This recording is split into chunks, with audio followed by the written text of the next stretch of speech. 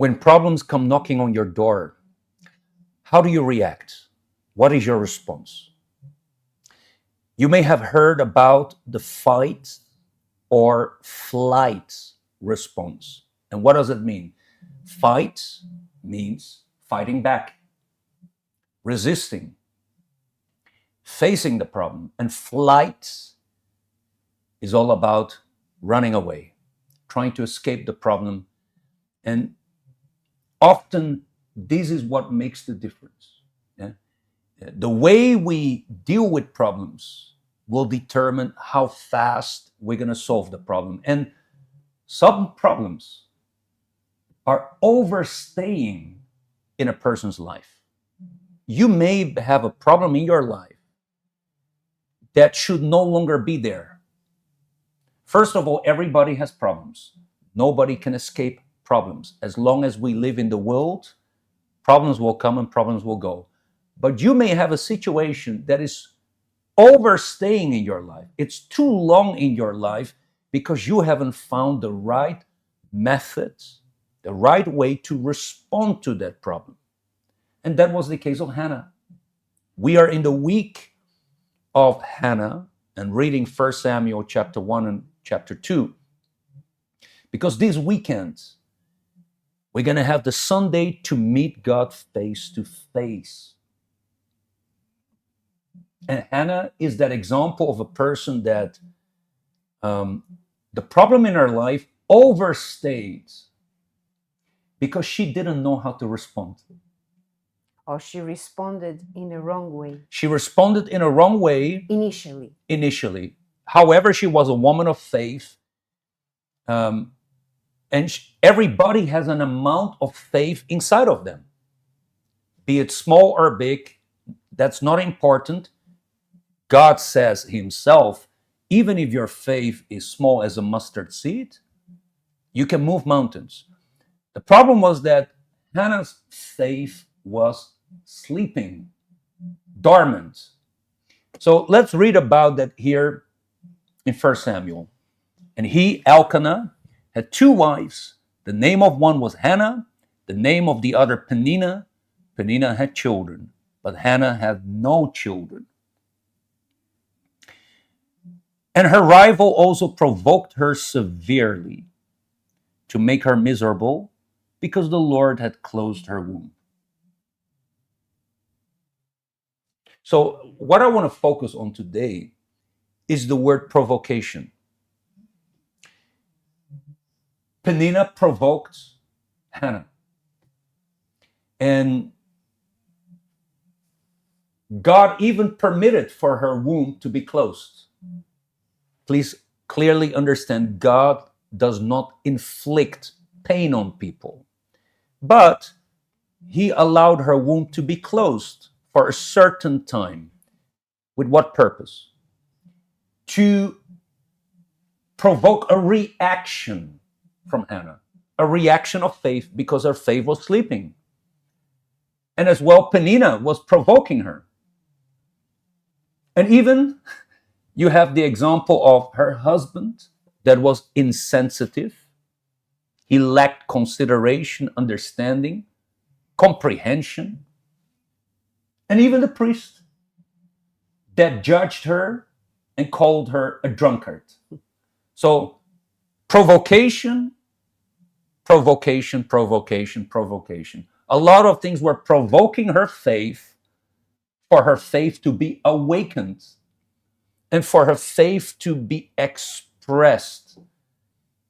So here you see that a negative can bring a positive. If you're going through a negative experience, a bad experience, God can use that situation to provoke in you not a bad reaction, not aggression, not bitterness, but to provoke in you the awakening of your faith. Because if once you begin to use your faith, all things become possible.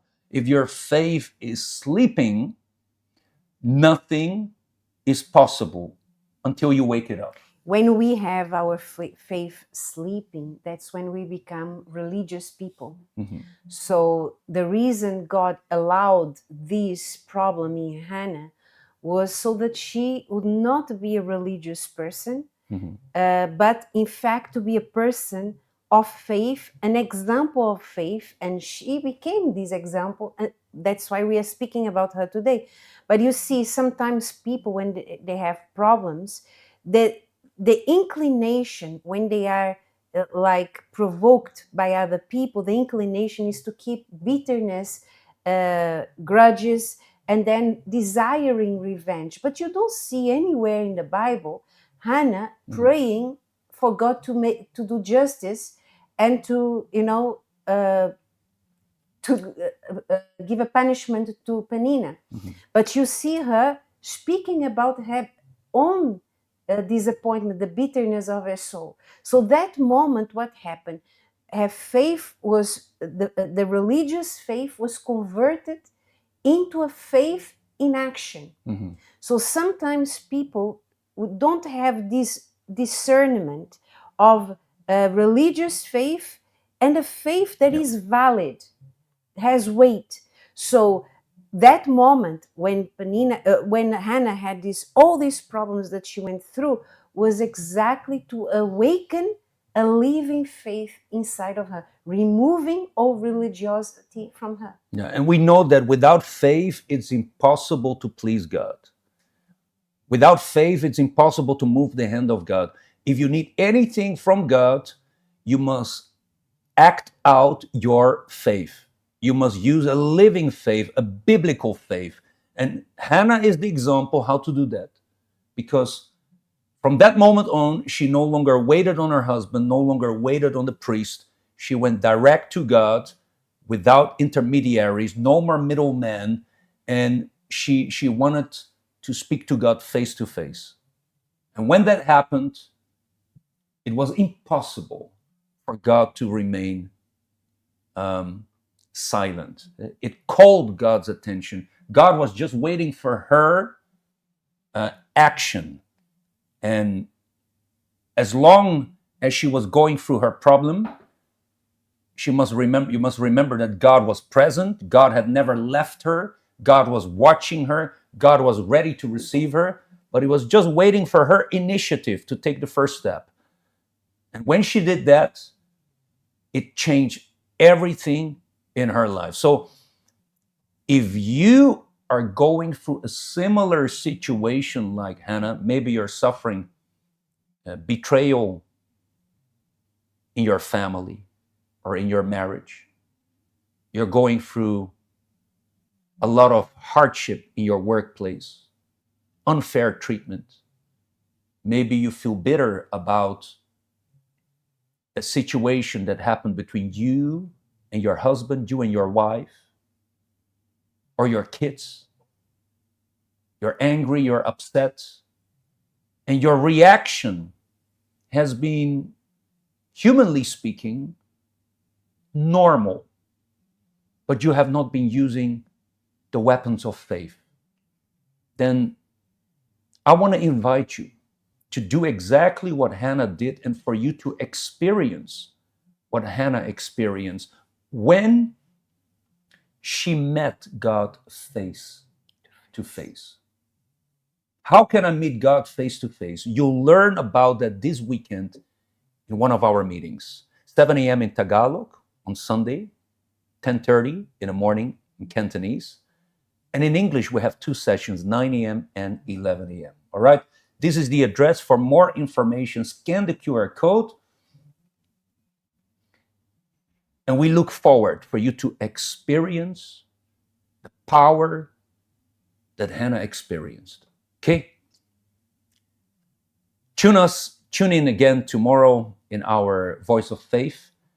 And don't forget that tomorrow we're going to have our mountain prayer, and we'll be on Time Ocean 11 in the morning.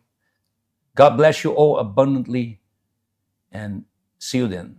Bye-bye. My greatest enemy was inside my own home. The one who was supposed to be my hero became a great villain. And the only way out I could see was to end it all.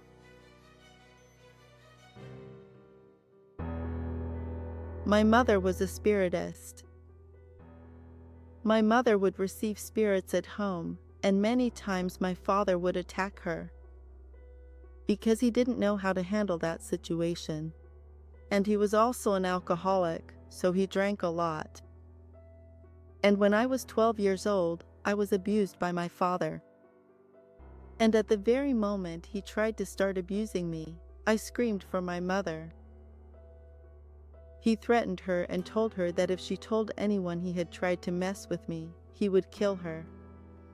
And she simply stayed silent. So I said, "Mom, if you're not going to help me, then I'm going to run away from home." At 12 years old, I ran away from home and started living on the streets. I would look through the trash for things to eat. Sometimes I slept under a tree. After that, I met a guy and he offered to help me. He took me to live at his house and I got involved with him. I had my first daughter, and while I was recovering from having my first daughter, I was taking medication so I wouldn't get pregnant again. Then I got pregnant with my second child. That's when I started following him and found out he was a drug dealer. I had already been dealing with depression since way back because of what I went through with my father as a child.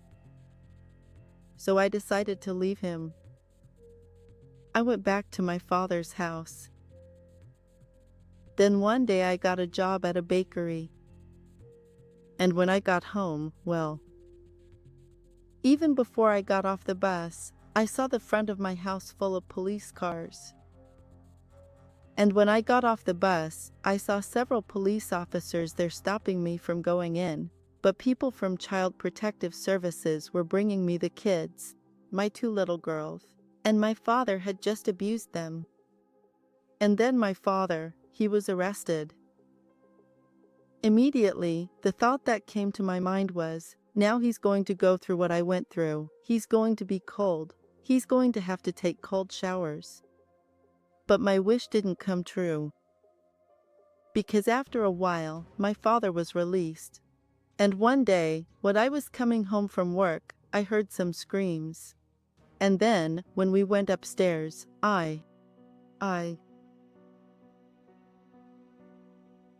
there was no time. Why?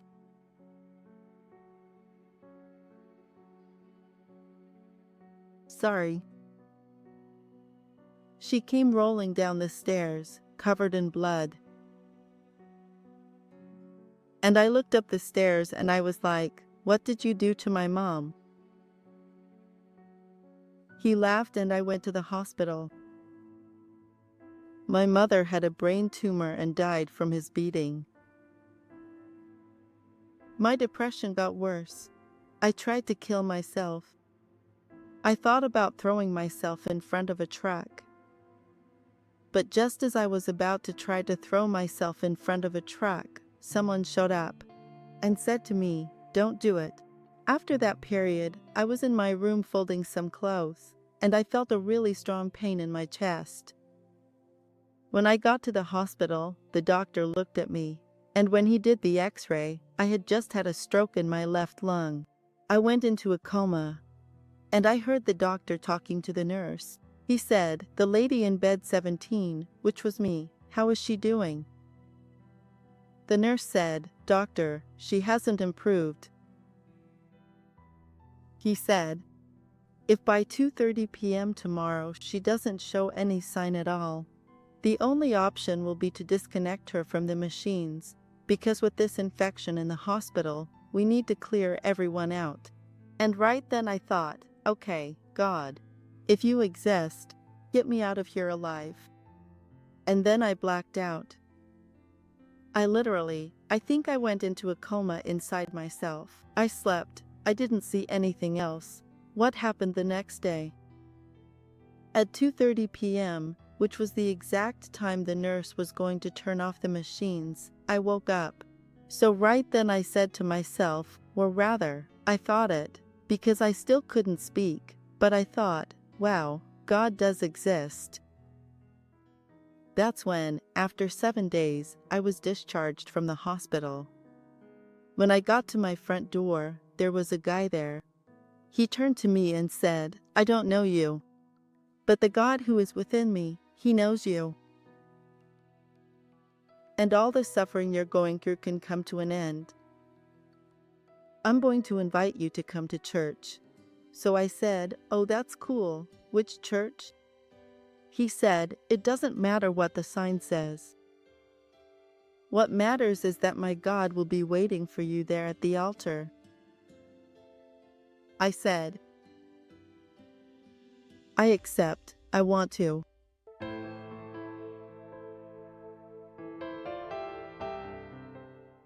And that's how I came to the Universal Church, completely traumatized, with a complex. And as time went on, after 2 months I decided to get baptized in water.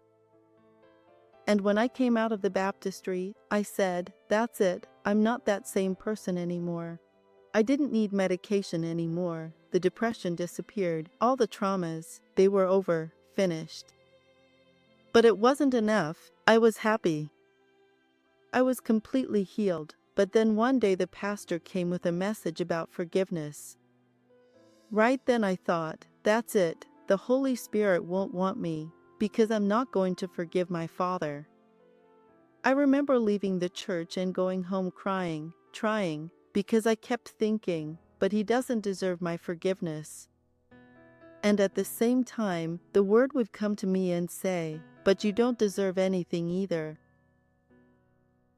So I got to the gate and said, "Dad, please forgive me." Then he looked at me and said, "Forgive you for what?" And I said, "I don't know. I just need to ask you for forgiveness."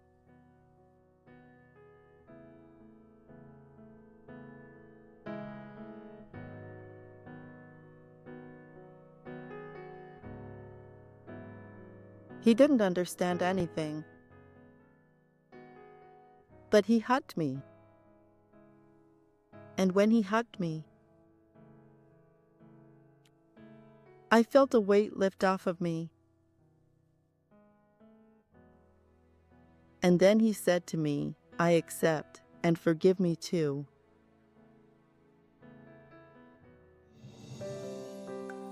All of this was essential in my life so that I could receive what was coming, which was the most precious thing, right? And then, one day, at a Wednesday meeting, I said to God, I said, "Lord, I'm here. If you want this mess that's here, you can do whatever you want with me, because from now on, I'm decided." Then I was completely filled with a sense of certainty. It was like, it's even hard to explain, because I felt joy, I felt peace. And the most amazing thing of all was that, in a very clear way, I heard his voice saying to me, "I am with you." It was the richest thing, the most special thing a person can receive. So, I left there already, with all the direction I needed, which the world out there couldn't give me. And the Holy Spirit was the opposite of all that. He came with certainty, with joy, with peace. He made me forget all my traumas. Even the scenery, when I walked out of the church, I looked around and saw life in color. It wasn't a colorless life like I suffered with during depression. And here's the thing, I left there even more eager to talk about Jesus to people. I wanted to shout so the whole world could hear. He's here, he spoke to me, it was real. I say this with absolute certainty. I could lose a child, I could lose a relationship, I could lose my job, I could lose anything. But I tell him, "Lord, do not take your spirit away from me, because if you take your spirit from me, it's over. I am nothing without him." Today, to everyone's surprise, I take care of my father. My father is 81 years old now. I don't have any memories, I don't have any sadness inside me. On the contrary, I take care of him with a lot of love. My daughters were also healed from the traumas they went through. I am a new daughter, a new mother, a new woman, and a completely happy woman